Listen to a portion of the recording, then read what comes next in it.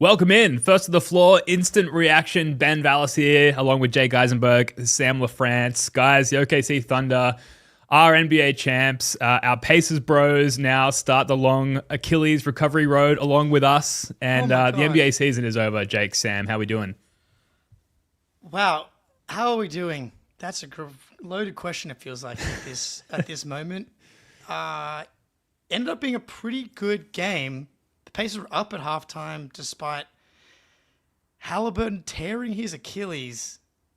We think it's like the Tatum thing. I think ESPN said torn or Achilles injury. Yeah, you saw the guitar string break. Yeah, and obviously the Celtics podcast here, you contrast it with the Celtics situation. The thing that made it I don't know, you could deal with it in some small way was we won the title last season. And whatever happens from that point forward, it's Tatum will always have that. And we're very hopeful that he gets back to normal. I think he's going to be, but you just never know. And Halliburton to go down in Game 7 as well. Game 7, first quarter, Thunder are the Pacers are up. And you felt Halliburton's absence so significantly in that third quarter and fourth quarter when they just could not hold onto the ball and they could not generate any offense. They desperately needed Halliburton's steady hand and shot creation, and they obviously didn't have it, and we're never going to know what would have happened if Halliburton hadn't torn his Achilles, but I think it's pretty clear that the Pacers could have hung in that thing. They even made a little push at the end, and the Thunder were begging for the Pacers to kind of step through the door. We'll never know if they played the real game, what would have happened, because this game didn't count clearly. Halliburton was just untouchable, scored sure, 3 of 4 from 3, made a big one from the logo right before that happened, and sucks. They really needed somebody to just calm everything down. This game was won in the turnover column. OKC that's what they did all year. They're a great team about generating offense when they turn teams over, and today was no different. But shout out to the Pacers because they give us a really fun month after the Celtics had maybe the most devastating end to the season that you would imagine, losing Tatum, losing to the Knicks in a series that still didn't feel like they should have lost it, but they lost it. And we got hate watch out of it, we got thank watch out of it, and they almost did it.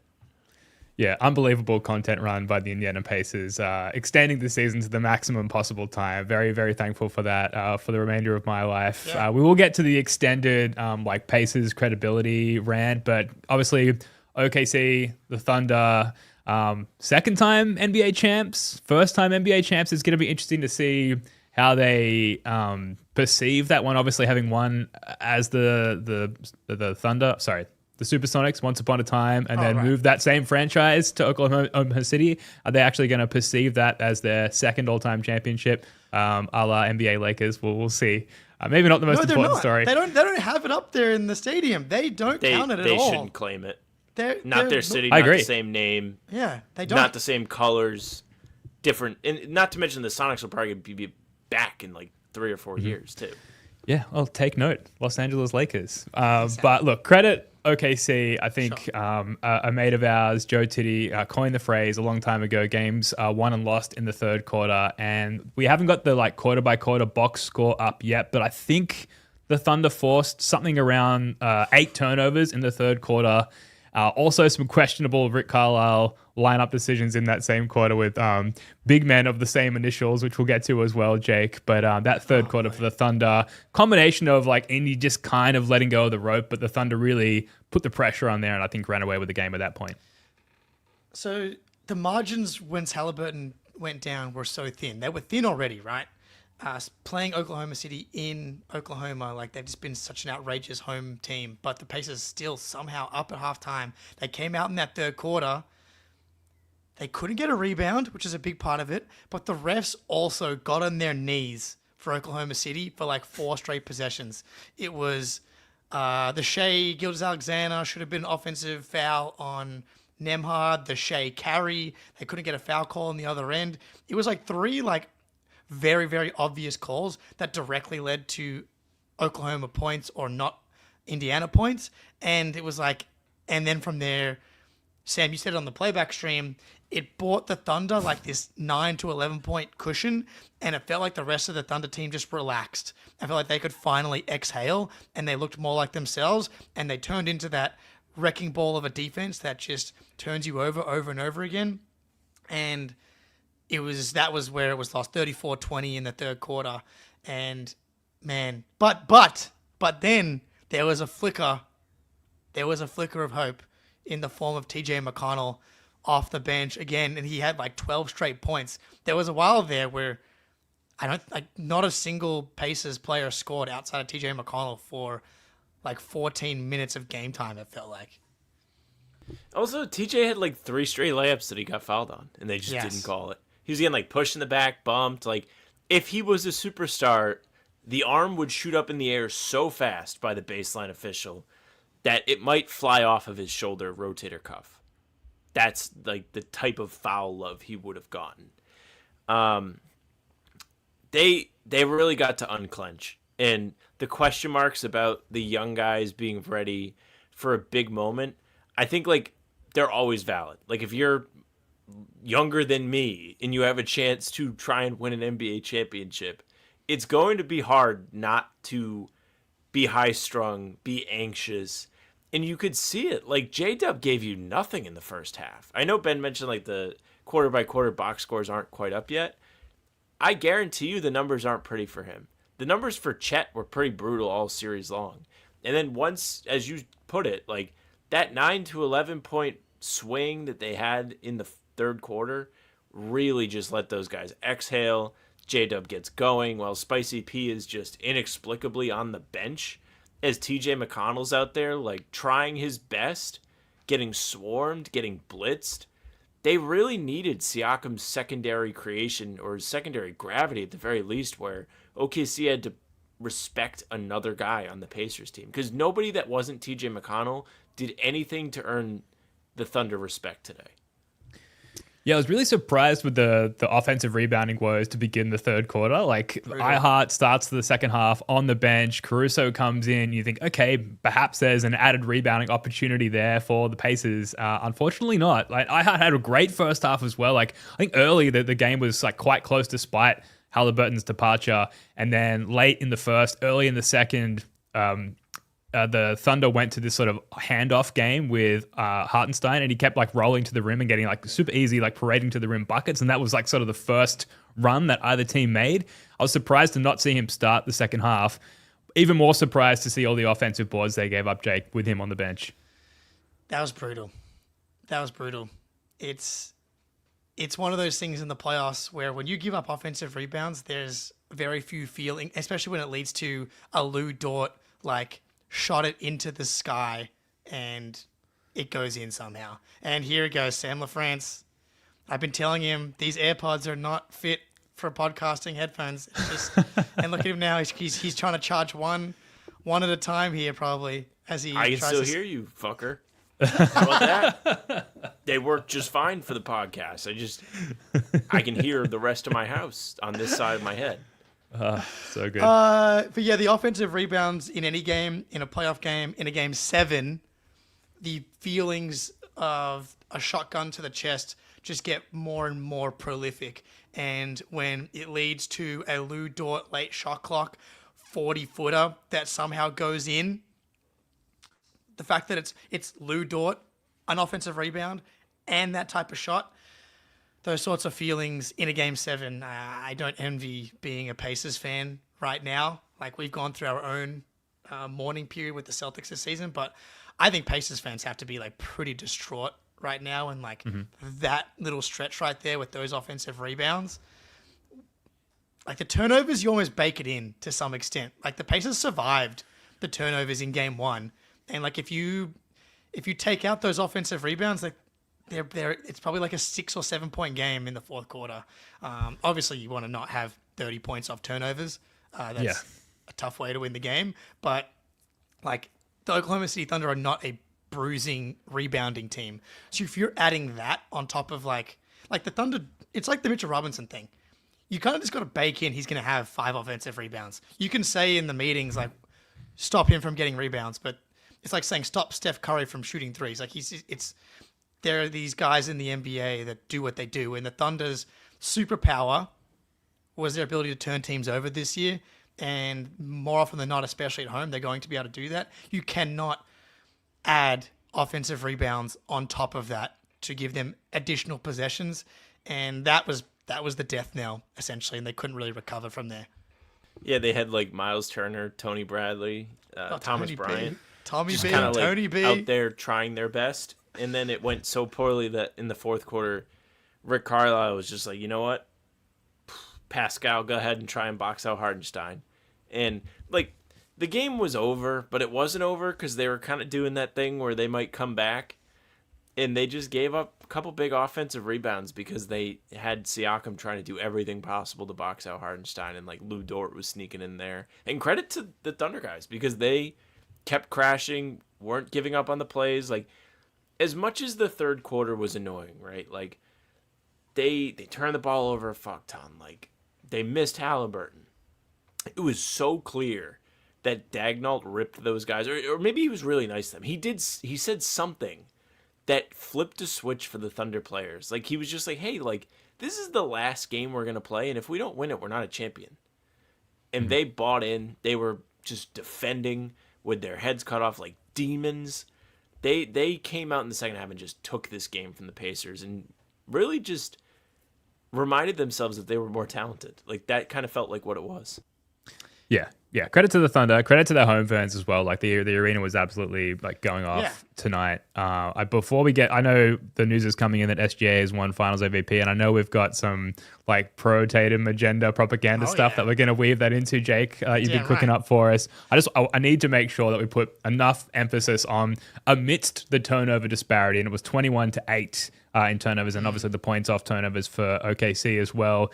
The TB combination in the third quarter amidst what was already a nightmare third quarter. And then you get Tony Bradley and Thomas Bryant coming in. Where Pascal Siakam was, I don't know. It's game 7. It's the last game of the season. Probably should have been in the game. Of all the things that kill you as part of this result for Indy fans, the fact that you've got TB squared in there and no Pascal Siakam is just fucking nightmarish. And letting go of the rope, that was a huge part. That was a whole hand letting go of the rope, of a dual hand rope let go, to try and finish that analogy poorly. Tough look there for Carlisle, who has taken almost no criticism, rightfully so. I thought that was a tough look. Yeah, it's hard for me to be too hard on Carlisle because I think he's just been so incredible all playoffs, all series. And all coaches shorten their rotation, and the Pacers have players to actually play 9-10 deep, but they've gone against the grain, and Carlisle's gone against the grain by sticking with his team to go a bit deeper. And I mean, it's crazy because Tony Bradley played 5 minutes and Thomas Bryant played 1, so you got 6 minutes, and I felt like 400 minutes. Loudest 6 minutes ever. The worst minutes in franchise history. But you're right though, Ben's and they just don't do it typically. But Siakam ends 37 minutes. Nembhard ends 37 minutes. It's like that stretch in the third quarter where Siakam comes out with 7 minutes to go and then doesn't come back in until with 2 minutes to go in the quarter, 3 minutes to go in the quarter. The game was over. It's like you should be baking in playing Siakam 42 minutes. You should be baking in playing Nembhard 42 minutes, and who knows if that flips the game? Nembhard wasn't his... Nembhard had 17 points on 7 shots in Game 6, a 97% true shooting. He still was efficient tonight. 15 points on 10 shots, 2 for 3 from 3, 5 for 6 from the free throw line, 6 assists to only 2 turnovers. He was actually pretty good, but he wasn't... once Halliburton went down, you needed him to be, Game 3 Eastern Conference Finals against the Celtics good. And he wasn't quite able to do that. But you also didn't give him the full chance to find something in that third quarter. I'm with you. It was a clear mistake to not ride Nembhard and Siakam harder in that third quarter. But at the same time, I can't be too critical of Carlisle because I think he's very high on the list of reasons they're in a Game 7 in the NBA Finals when no one expected them to be. There's also are they keeping Siakam fresh for Summer League? They don't want to, wear his tires out too much? I just don't know what the point of that was. It's not it happened in a second. Like, the whole third quarter was a disaster. Maybe, like, you let up, like, a quick 5-0 run, and you're like, oh, man, like, we're just getting blitzed every time we come across half court, and there's nothing that the supporting cast guys can do about it. You have to just be like, get him back in. Like, get him in, get him in, get him in. And they didn't do it. Carlisle didn't do it. He was great throughout the entire playoffs, but, man, tough go at it tonight. Yeah, for the Thunder to leave the door open to that degree and to not do absolutely everything you can, despite the Hallie injury, to try and, get a jar a leg or a foot into that door, I think will sting for a while for Pacers fans, along with the what is most likely an Achilles injury for Halliburton as well. Couple of other Pacers things to get to. We talked about the TJ McConnell stretch. Like, as far as like the worm moving with enthusiasm in the playback stream, the TJ run in the third quarter, the Benedict Mathurin 11-1 run in the fourth quarter. Sam, Jacob, can you rank these two runs? 1, 2, what was the more exhilarating? I don't know how he does it, dude. The third quarter run it's like they need something, anything. And TJ, dude, I was literally walking my dog yesterday thinking, like, I'm going to sit down, and I've been talking about how Peyton Pritchard needs to grind TJ McConnell tape. I need to grind TJ McConnell tape, because the way that he had one finish over Chet Holmgren, like, under the rim, where I'm like, he's just suspending disbelief. Well, I don't know what the phrase is, but I could not believe what he was doing out there. Those 3 straight drives to the basket, Sam called it earlier. He got 0 foul calls, and then SGA comes down the other end and foul baits his way to the free throw line. On the other end was an affront to the sport of basketball. David Stern rolling in his grave. But TJ McConnell, man, I will be grinding once my ankle heals. I got to figure out how he does it, because to be 6'1", not be able to shoot threes, and to be able to flip playoff games against one of the best defenses of all time that's built around elite perimeter defense and ball pressure and ability to stay in front of guys, it's fucking insane. And his finishing ability at the rim without being athletic or like really big enough to move guys, like bump them, like he's beating the best defensive team we've seen in a while. Like Jake said, like a historically great defensive team with like old dude that used to be good at basketball at the park moves. Like just the off foot flip shot. Like he's just getting the ball out of his hands so quickly that the Thunder can do nothing about it. Credit to him. I don't know how he finishes half of these. He's going up on much taller players. He gets the ball up on the backboard over the rim. Nobody's blocking him. He has the pull-up jump shot, which no one is ever ready for somehow. He is the guy that, like, if you saw draft tape of him, you would be like, don't touch him with a 10-foot pole. If my team drafts him, I would be so mad. And yet, like Jake said, flipping finals games. Yeah, so if the TJ McConnell run was like the peak of like basketball finesse, like taking this accountant-like body, which others have anointed it, not me, and then like taking that to its fullest extent in terms of basketball capabilities and like using finesse and fundamentals to win despite your physical limitations, the Benedict Mathurin run is the antithesis of that. Like just crashing into the basket, bleeding elbows by the end of the game, just using his physicality. Also had like the most questionable gather step dribble I think I've ever seen. Well, clearly an uncalled travel. But like, despite all that, the messiness of it all, clear heroics like down the stretch of this one to put some pressure on the Thunder too. Yeah, man, they were asking for it just a little bit. Shai Gilgeous-Alexander was building the house out there, like outdoing Jason Tatum in the finals as far as brick building is concerned. It's going to be interesting. And I saw this comment here from Justin Mohan, SGA is better than Tatum now. Shout out SGA, because I appreciate him letting us hold on to something here, because what does he end the game? 8 for 27. 29.6 from the field, 2 for 12 from 3. Every game, all playoffs long, 11 from 12 from the free throw line. The free throws have just been buoying him, his scoring efficiency and his impact. Now, the reality is 12 points or 12 free throw attempts are incredibly valuable. And being a 90% free throw shooter is incredibly valuable. Being a relentless driver and getting to the hole is clearly valuable and helps you get to the free throw line. The problem is a lot of his free throws come from the grifting, so it is a hard watch. But a lot of what made SGA's season special didn't actually translate in this game and in the series. Like the mid-range efficiency fell off a little bit. The three-point shooting efficiency fell off a little bit. The 12 assists, he was really good in the series and in the playoffs and in the finals. But I appreciate him giving us just a little bit of agenda fuel when it comes to Jason Tatum, because Tatum in the closeout game, Game 5 against the Mavericks, 31, 8, and 11 on like pretty good efficiency. And SGA just kept racking him up. I honestly thought in the fourth quarter, I'm like, he probably should let someone else shoot, because he has not made a shot in multiple quarters now. And he just kept throwing him up. If you're getting a stat pad, you probably want to get a couple of those things to go in there. But I don't know, Sam, I'll throw it to you on the SGA slander side of things. Well, I think like SGA was excellent in this series, but this like I just don't think like anybody played great in this game, to be honest with you. Like that's kind of the story with Game 7s though. Like sure, there have been great, like obviously like we all remember the Tatum 51 and like games like that where the superstar dude just I mean, even the KD game where he had his foot on the line was like a scorched earth, unbelievable performance from him. But like, I don't know, man. Finals Game 7s traditionally are ugly. They're usually pretty close.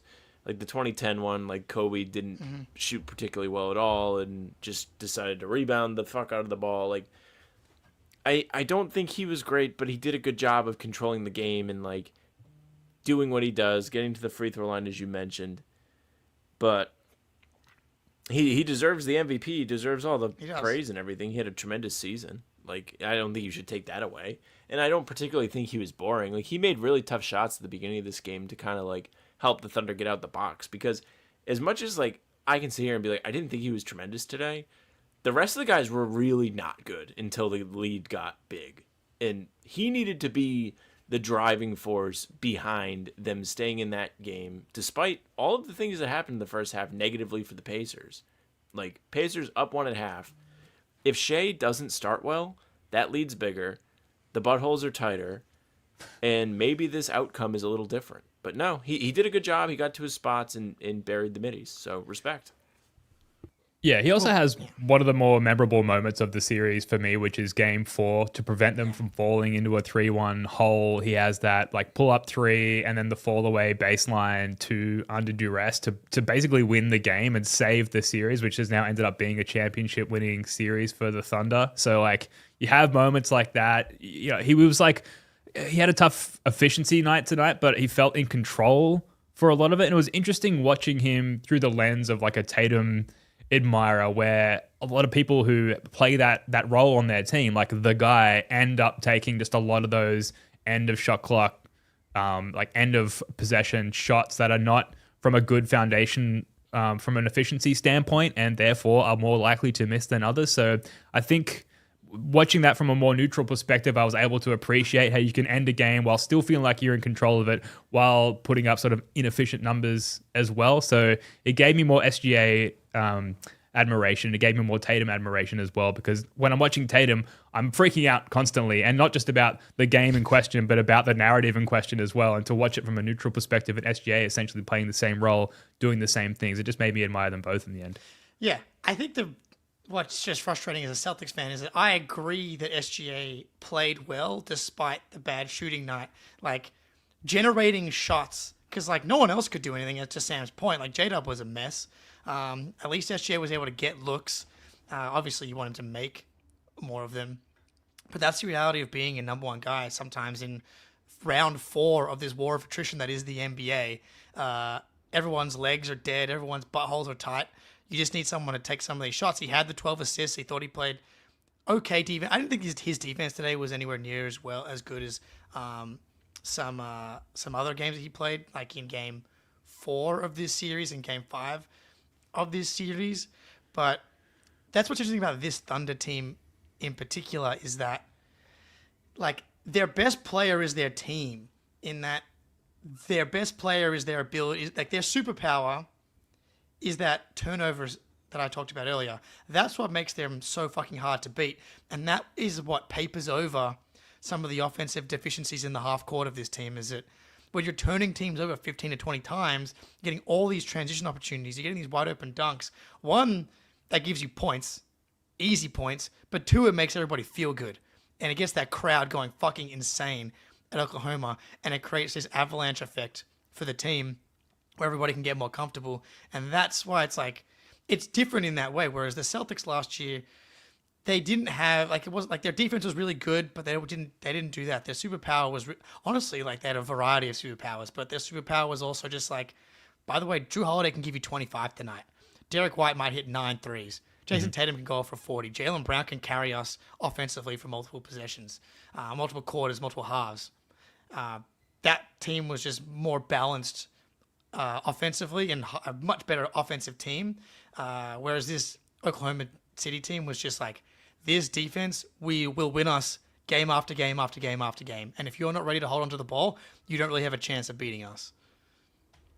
I also think Caruso, like, deserves a lot of credit for help loosen the buttholes too, because he was right there with Shai in the trenches at the beginning. Like, he made a pair of threes as soon as he checked in off the bench and was a big pest for Indiana in that third quarter.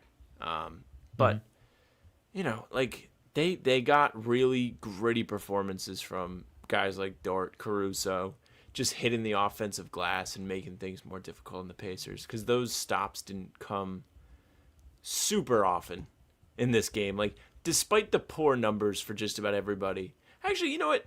Chet played a pretty good game. 6 of 8 from the field, 1 of 2 from 3, 5 blocks, 8 rebounds. First good Chet game maybe of the series, but he was good today. Got to give him credit. I don't know. I don't feel like he played up to the level of, like, expectations in this game. Agreed. Certainly not all series, but he was certainly better in Game 7 than he was in sort of most of the prior games in the series. But if I'm a Thunder fan, first of all, I'm not thinking about anything other than, fuck yeah, we just won the title. But long term, I am thinking, like, definitely want to see more from Chet long term. He's quite young. He's still got a lot of his game, and I think his body to develop as well. So I think it's pretty safe to say we'll see more from Chet in the future. There's a lot more to get to. I'm conscious of time. I have to leave in 9 minutes. I've got a meeting, but you guys feel free to keep going. I thought Pascal Siakam, like we talked about his absence in the third quarter, Thunder did a good job of sort of neutralizing him. I don't know what his average field goal attempts were in the series, but 13 field goal attempts in this game. With Halliburton gone, probably want to see more aggressiveness, more volume from Pascal, and I thought the Thunder did a good job of neutralizing him. Aaron Nesmith, not that he has the same expectations, but just a nothing in this game. And I think we're sort of praying for certain narratives prior to the game in the playback. And it was like, can we get a Nesmith game? Wouldn't that be the best way from a Celtics perspective for the Pacers to pull this one out? We didn't really get that. Anything else narrative-wise stand out to you guys? Yeah, I mean, I'm trying to look at now Nesmith. It's not the best matchup for him. It's not the best matchup for a lot of guys.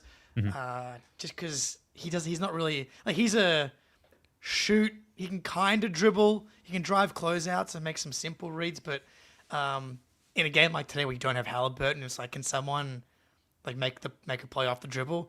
He kind of turns back into Crash from years 1 and 2 with the Celtics, where it's like, and he really capped it off, reminding Brad Stevens why he traded him, when it's like, can we make one last push? They double team SGA, and then Nesmith like knees him in the throat, and it goes and kicks a chair on the sideline.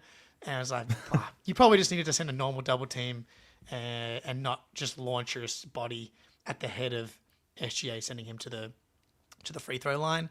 But I don't think they had a chance. I think once Halliburton goes down here. Before you go, Ben, I mean, Sam, I'll throw it to you beforehand as well, but we can talk about maybe the East going forward a little bit, just because, like, yeah. But Sam, anything else from this game?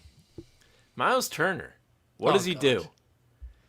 Poor guy is going to not have a contract next year, and has to hope somebody gives him a new one.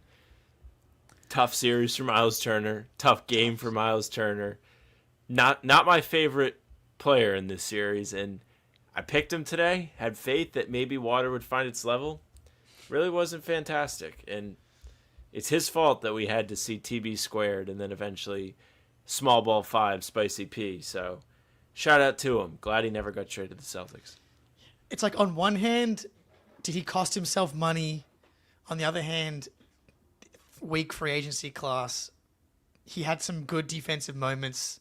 Still shot 35% from 3 in the playoffs, despite him and Chet having a competition for who could miss the most 3-pointers in the NBA Finals in 2025. It was... he probably cost him... If he wants to stay with the Pacers, I think they got a little bit of bargaining power now, because like he definitely kind of fell off, especially in this series.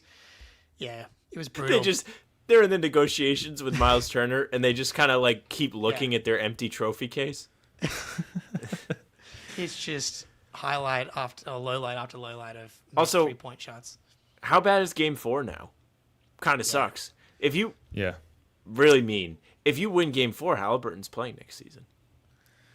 Maybe. Oh, yes. Maybe. Yeah, those are tough mental gymnastics. I'm still doing. Jake, you and I talked about this offline. Like every day I walk my dog, I'm having those same thoughts about Jason Tatum. If we didn't shit the bed in games 1 and 2 against the Knicks, and like Jason Tatum still has an intact Achilles. We just don't know that thing though. Like, was the Achilles could have still gone in the next round or whatever? Ben Vallis, I think maybe had to go to his work meeting, but we'll hang out here for a little longer, Sam, unless you got somewhere to be. But I feel like you're no. I mean, you're here for the long haul. Yeah. But yeah, I don't remember what I was saying in that moment here. But Thunder, incredible team, not as good as the 2024 Celtics. I think that became very, very clear. I think if we're ranking NBA champions in the 2020s, the Celtics are the best team, like with a bullet. And I think it becomes a conversation for a bunch of different teams after that. Like 2020 Lakers, 2019 Raptors, 2024 Thunder, probably the 23 Nuggets. I think are all in a group there. I know the 21 Bucks are lower, probably the bottom of that list. I don't know if they are second. Nice meme. I don't think Who's that second? they are. The Celtics are? No, the Thunder. I think that the Celtics are clearly number 1, but I don't know if the Thunder are number 2. I think that they kind of proved in this run, like they were down 2-1 to a Nuggets team that had 4.5 rotation players with Michael Porter Jr. with one shoulder and Aaron Gordon injured in Game 7. They were down 30 in Game 3 of the first round against the Grizzlies, and then Ja Morant breaks his hip. They got to play Julius Randle in the conference finals, which is, and then they're literally losing Game 7, and Halliburton tears his Achilles. Like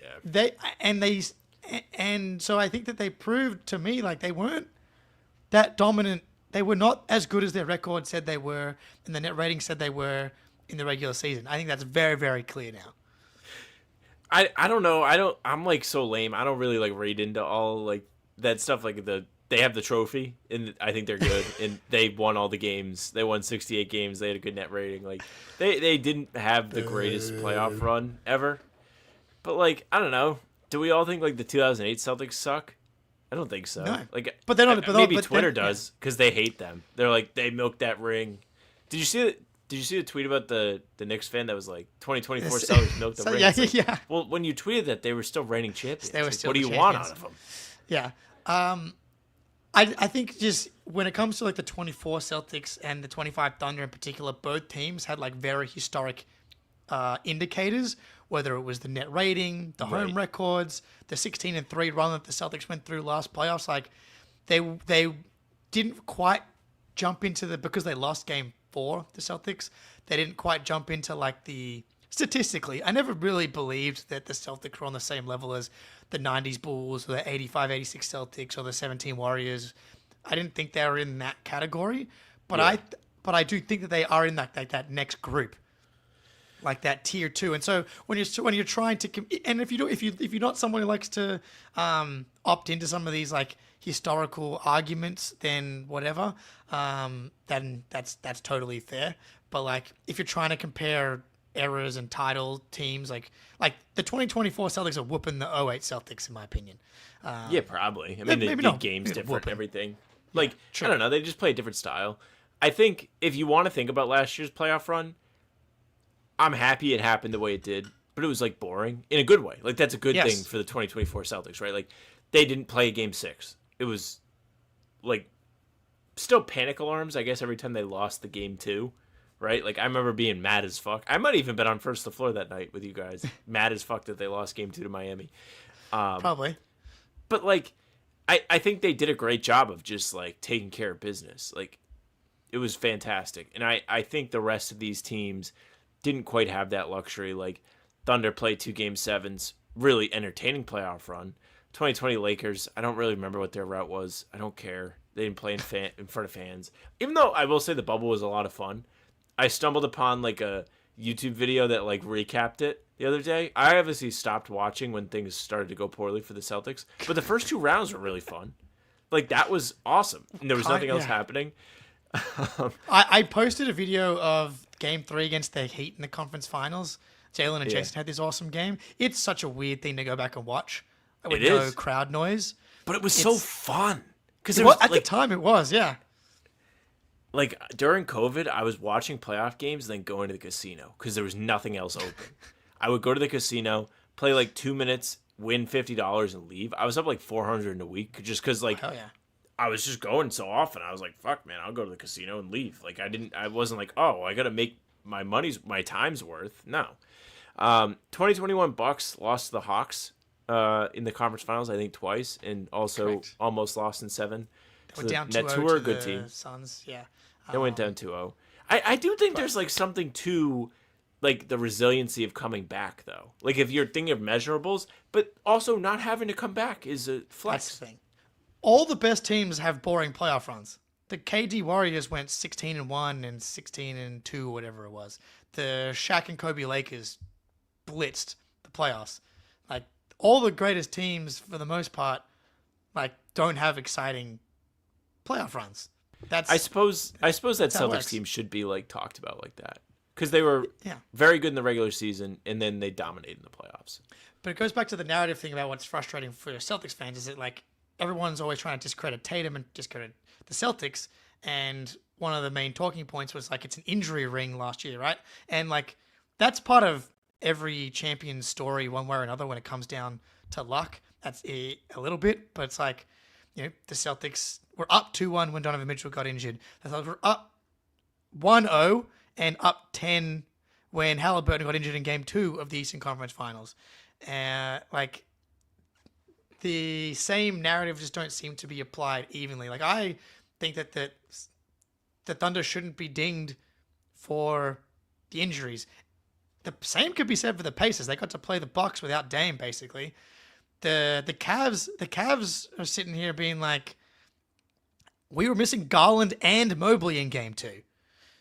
Like, of course, and they let that win slip through their fucking fingers.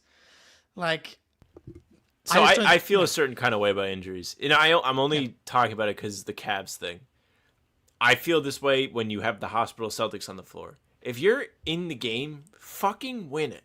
You're in the situation to win the game with the players who are available that night.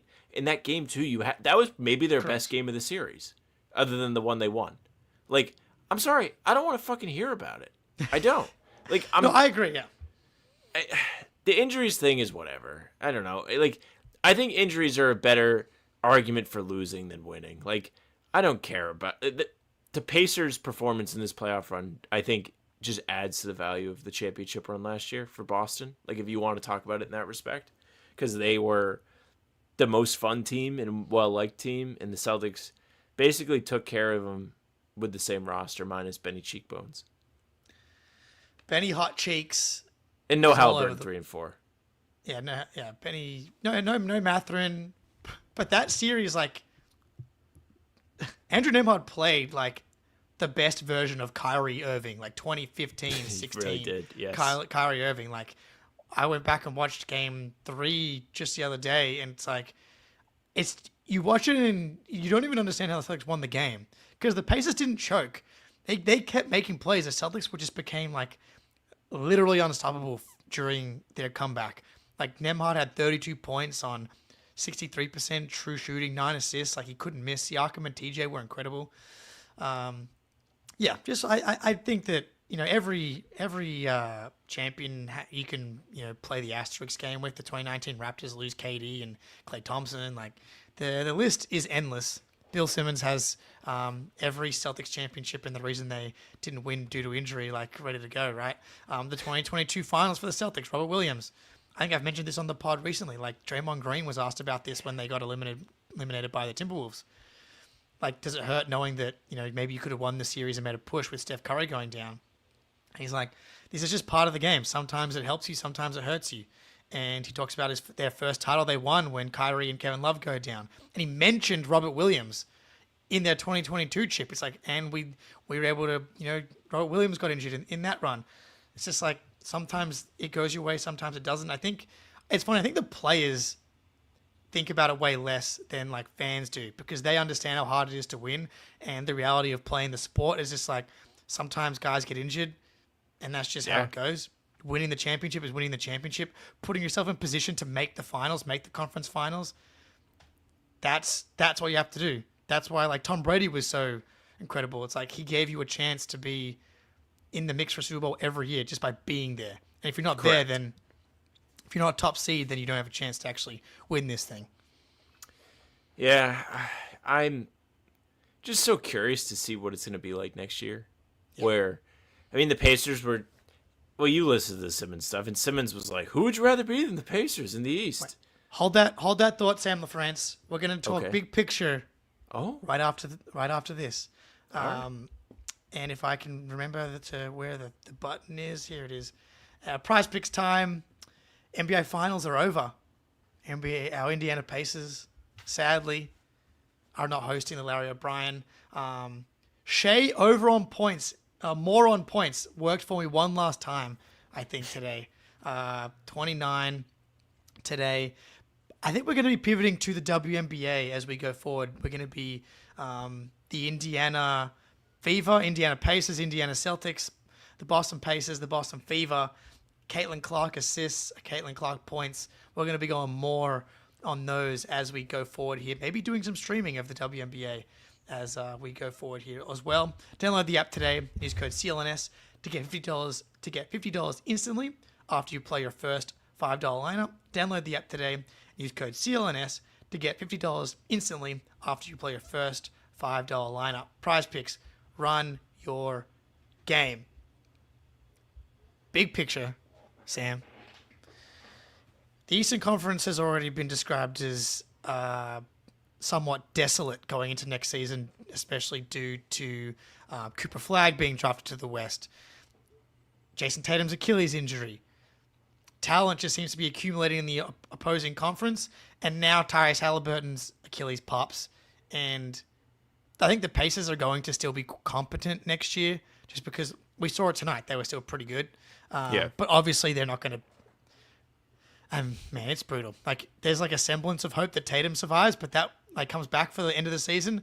But now it's like Halliburton's 6 weeks after that, pretty much. When was the Knicks series? At least a month ago, right? It was over a month ago. I would say 5 weeks. Yeah. So he's just not going to be back next year. And so... No, definitely not. I looked at the odds. The Cavs and the Knicks are basically tied for favorites in the Eastern Conference next season. Terrible, man. I don't really have a hatred for the Cavs, but I just was so annoyed this year because I thought they were fake the whole time. Like, I was never moved by the Cavs. When the Celtics were in it, I was just like, whatever. Like, they'll mop these guys. They're not that good. I hate the Knicks. Yeah. Pistons. What do you got for me? Pistons, by the way, should have beat the Knicks this year. They should have beat them. Oh, my God. They didn't finish those games. At the end of the day, the winners are the winners. The Knicks won the series. But the Pistons were very much in position to beat that fraud team, and they didn't do it. I'm hoping that the Pacers have a good summer of development. I mean, the Pistons have a good summer of development, maybe a good draft pick, maybe a decent free agency. Maybe they trade for Porzingis, and can really put their impression on the Eastern Conference next year. I'm glad I've already adopted them as my second team. They'll be my... Well, I don't know what to call it. I wouldn't call it a thank watch. Wouldn't call it a hate watch. I will say we can spend a whole season watching the Knicks though. Like that'll be fun. That is going to be fun. So I'm looking at it now. I only have the title odds. So, Okay. but this would be in order of the same order in the East. So, Knicks, Cavs, Magic, Oh, the Magic. Celtics are the fourth ranked team by the odds currently to win the championship. What do they know? Well, They just know the rest of the teams suck. I think so. So they're not buying the next closest East team is the Sixers. The Pacers are below them. The Pistons are below them. The Bucks are below them. Should the Hawks don't get know. more love? Weren't they like decent this year before Jalen Johnson got hurt? They were decent, but you know, it would be nice of them to show that they could be like not a play-in team first, I guess, before they Yeah. get moved up in the odds. But this is interesting. But the Pistons should trade for Kristaps Porzingis. Like They should do something. like the Cavs should be aggressive. The Knicks should be. The Knicks can only do so much. The Knicks are kind of in the Celtics Yeah. position where it's just like they only can add by subtraction. Yeah, but like Cavs, you got the Jared Allen contract, or do you do a Garland trade? I would do a Jared Allen trade. Does Orlando make another move now? It's like we've already kind of gone in. Do we go in again? And it's like, who do we have to beat here? It's tricky because they have so much money tied up in their four guys, but they can still do like Jonathan Isaac, and who makes 18 million plus Wendell Carter. They get you to 28 million. Do they do a Kristaps Porzingis trade? Probably not. If you're actually trying to win, like I think the Pistons are trying to take a step forward, whereas I think it's weird because the Magic feel like they're in contention for the East now, especially with the pace with the Halliburton injury. But at the same time, I'm not a Magic believer. And can I see them get out of the first round before I consider them as a team that can actually win a title or like get out of the East? But at the same time, the East is clearly very wide open, so should you just fucking go for it? Yeah, I think we should actually see like a lot of like all-ins from the Eastern Conference this summer. Absolutely. So especially if you're Orlando, like this year, you kind of can fuck around a bit. You have Paolo on 15 million. Your Franz, Bane, Suggs. Oh, that Suggs contract isn't the greatest. Actually, it gets less money as the years go. So It's okay. Pretty good. You have a lot of money tied up in those guys, over 100 mil. The rest of the team, you have some movable contracts. Like if you're not really sold on Wendell Carter, and like you said, Isaac, like there's just several guys that you can like move in trades, package together, and maybe just get a little bit more firepower on your roster. You have a bunch of young guys that you can also be like, what if they turn out to be good? Yeah, Jet Howard's done nothing. I kind of like Tristan Da Silva. They have another first round pick, obviously, but yeah, man, Jonathan Isaac's 15, but so Jonathan Isaac plus Wendell Carter plus like Jet Howard, that gets you into the $30 million range. And do you go for some type of big man out there? Obviously, Kristaps Porzingis is at the front of my mind, but do you try and upgrade that spot, or do you try and do something else? Because Jonathan Isaac, incredible defensive player when he's on the court, kind of a useless offensive player, and incapable of playing more than 20 minutes per game. So, like, what are you really doing there? Doesn't really give you a lot of flexibility and versatility when you're actually trying to win playoff series. So yeah, they could definitely do something. That would be the team that I look at. That's like in the East that can really make a big move. The Cavs could do a bit of a reshuffling because Jared Allen makes enough. But I know, gun to your head. Bill Simmons' voice. Sam, gun to your head. Who's winning the East next year? Well, as I try and do Russillo. Well, I was at the gym yesterday, and I was really listening to some Pistons podcasts, and I really think they can do it. Maybe Asar shoots a little bit more. Maybe they go and get somebody like Porzingis. No, I mean, sadly, I think it's going to be Hitler versus Stalin, Cavs, Knicks in the conference finals. But who you going for in that series? I would root for the Cavs. Easy. Big Cavs guy. Easy. Easiest decision of my life. Yeah. Yeah. I could very easily turn into a Cavs fan if it's Cavs Knicks. But we're at the point where like both of those teams are fraudulent. Like you Clearly. could see the Pistons getting in the mix. You could see Orlando giving either of those sides trouble. Like there are teams in the Eastern Conference that could just be. I mean, even the Celtics. Like it's so weird to like talk about them as an afterthought now. Philly. We haven't even talked about Philly. You know what? They could. It might be Philly's year next year. To be honest with you, it sounds crazy. Like with the betting odds and everything, the way it is, I might look now. Right now. Because it's a big if with Embiid, but the rest of their roster is actually deep enough where you can talk yourself into them having the guys to endure a playoff run and have ample rest time during games for their stars. Like Maxi's a great player. Paul George might have something left in the tank. Surely. Yeah. Like you have Jared McCain, who was really good before he got hurt this year. You have the third pick in the draft. Like you have an avenue to be good. You do. It's right there. They've been beaten down for so long, and it's like am I getting soft? I'm like, would it be kind of nice for Philly fans to enjoy a normal season? No, I'm not rooting for them. Yeah, I'm rooting against the Knicks fans. I would like Joel Embiid's career to not be over. I could say that much. Like, if he's able to still play basketball, that would be good. Yeah.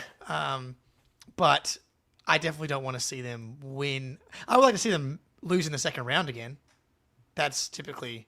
It is kind of incomprehensible, the concept of Joel Embiid surviving 4 playoff rounds. Like, look at everyone's dropping like flies, and Joel Embiid's going to survive? Probably not. But can they make the second round?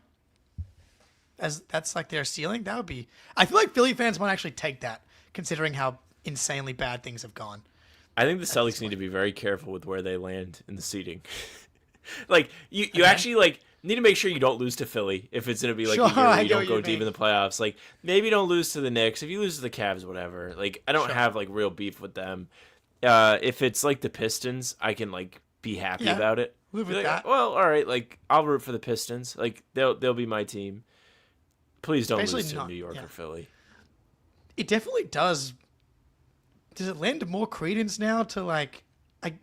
I know there are people that want to kind of blow it up for the Celtics. There are people that would prefer to just take the reported insane offers that apparently Brad Stevens has been inundated with for Derek White and Jaylen Brown. I know there are people that would prefer to take that route. But with the East, looking how it looks, does it not make sense to just maximize your return for Drew and KP and then, like, be the 6th seed or the 5th seed next season? Like, and then Tatum comes back for the playoffs, which I don't love the idea of because I want to, like, ease him in. But, like, if the Pacers are cooked and the East is this bad, then it's like, well, who knows? Maybe it's our turn to make a Cinderella run. So if the Celtics know, because they do know what Tatum's progress is, yeah, they do, like, hold, like, all the cards. Like, they can decide to gear up for it. They're not going to know what the progress is by the time it's time to be done making moves before the season. But, like, the draft happening in 2 days? Yeah, like, they won't know what the draft. But, like, maybe they are in position to swing, like, a mid-season trade to get some more help. It just is hard. Like, it's been the same chat for the last month. Like, we don't know who's going to be on the team next year. We don't know what to expect. Like, it feels like Jalen's going to be here. Like, I feel like KD going to Houston rules out one of the destinations. People are still, like, lurking around the Spurs and being like, what if the Spurs go and trade for him? Like, the people that really hate Jalen. Steve Burgess. Like, yeah, fuck off with the... I got to make a fake account, just start tweeting stuff. If you're not familiar with Steve Burgess, he's... I have no idea where he come from, but he's basically been saying that that the Spurs are trading for Jalen. That they were trading for KD first, and then obviously it didn't happen. I believe it's just a complete troll and nobody, but he's done enough to make things a little interesting on Twitter for a couple of times. But he still thinks that the Celtics are going to be trading Jalen to the Spurs. I don't think so. I'm still I'm staying strong in my prediction, being that Jalen and Derek are still on the team, and we retool around those guys with Drew Holiday and Kristaps Porzingis trades. I know David Ross thinks that KP stays until the deadline. Very possible. I think everything's on the table. Nothing would surprise me, but I think that both Drew and KP are going to be gone by the time the season starts. If they didn't have to cut so much damn money, it would be so much easier. I really think keeping KP might be a path towards long-term success. Or let me rephrase that. Long-term depth. I do not think Kristaps Porzingis is going to get paid a significant amount next summer. Actually, you know what? Maybe like you have like a sit down with him. And you're like, hey, you like being here. What if you went somewhere else this season, had a chance to kind of compete a little bit more than you would with the Celtics, and then we bring you back next year for like half price? I don't think we'd be able to do that though, because he wouldn't be able to sign. He can sign wherever he wants. But he's going to sign for the minimum? Not the minimum, but like I don't know, 10, 15. We won't have cap space to do that though. Because unless we get under the tax, You might be right. It's possible. Yeah, you might be right. Unless we cut a shitload of other stuff. No, but you've been on this. There's a world where re-signing KP for like a really, really, really like. There's a number that I don't really want. Hey, you got sick and injured in the playoffs both seasons with us. You owe us contract. Yeah, exactly. Like I don't really want KP here anymore. But if you re-sign him for like a 3, I'm being honest. But if you get him back for like a 3 for 45 deal, that's like $15 million a year. Because then when he's out, it's not $30 million in street clothes. You have another $15 million player on the team that can like help you survive that absence. Jimmy J in the chat telling us to go get Devin Booker. He really doesn't give a shit about the second aprons and the luxury tax. Devin Booker's about to sign a 2-year, $150 million extension. Devin Booker's not getting traded anytime soon. At least they are open to trading Bradley Beal though. Per The Athletic. Would you bring in Bradley Beal on a veteran's minimum? For a vet minimum, yeah. Sure. I actually think he's bad now. I actually think he's bad. No, I just think his contract makes you think he's terrible. Which he is. I don't know, man.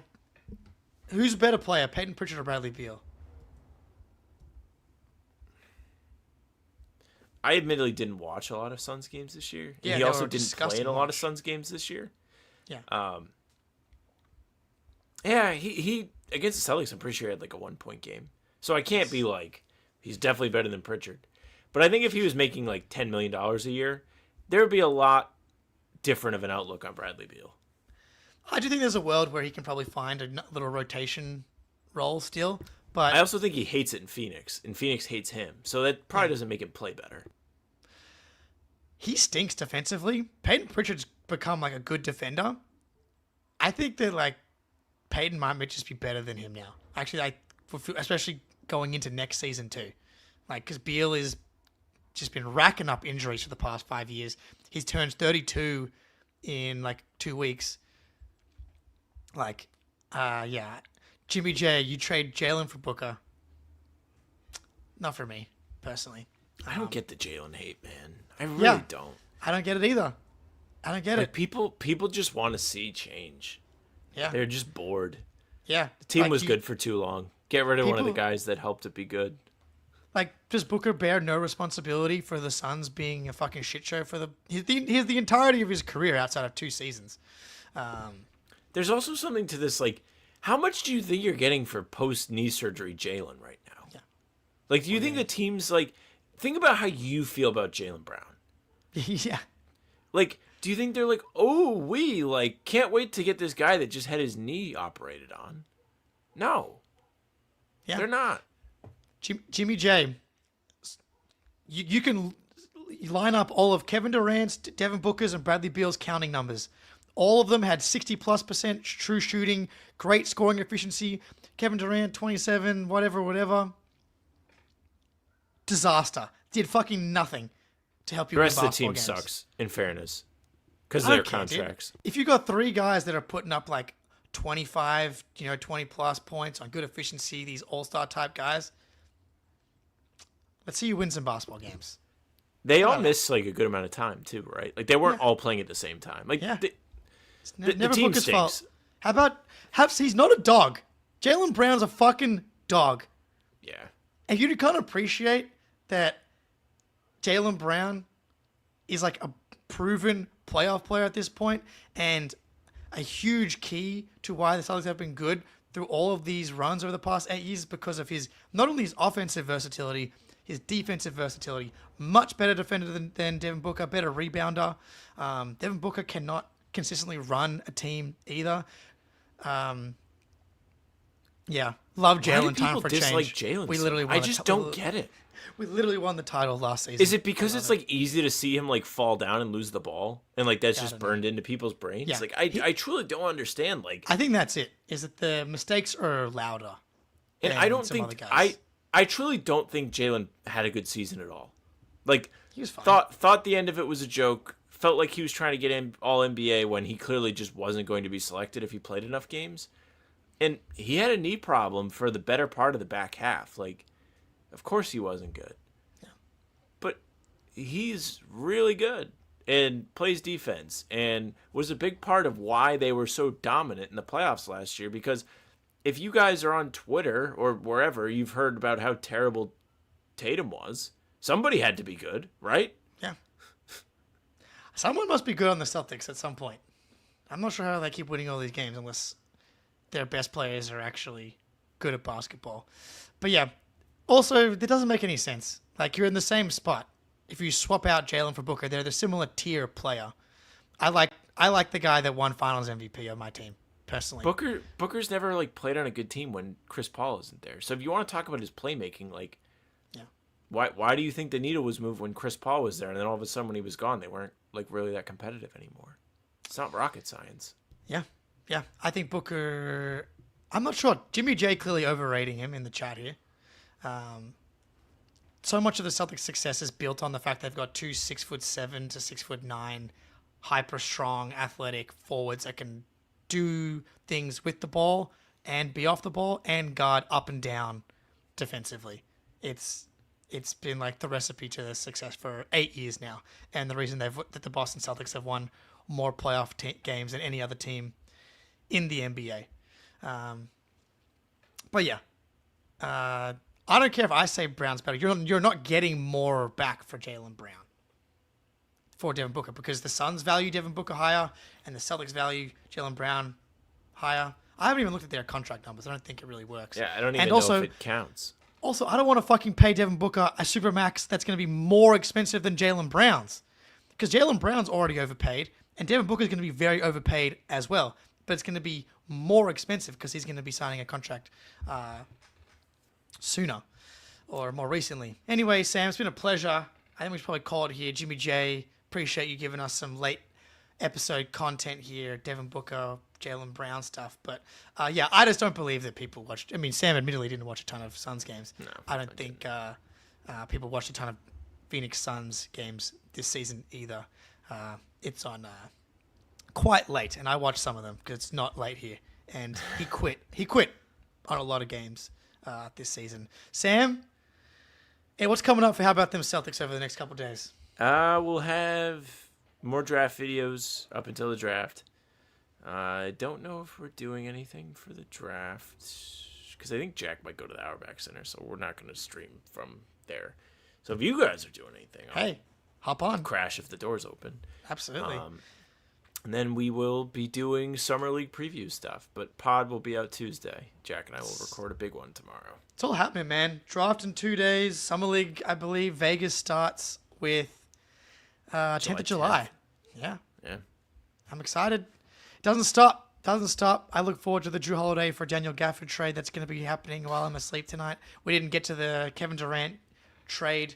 I might pop something up on the Patreon for that one, or I might be back again tomorrow with another pod. We will see.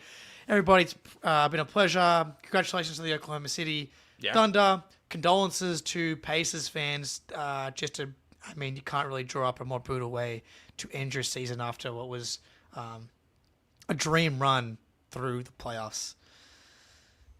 And sometimes that's just how it goes. All right, till next time, go Celtics.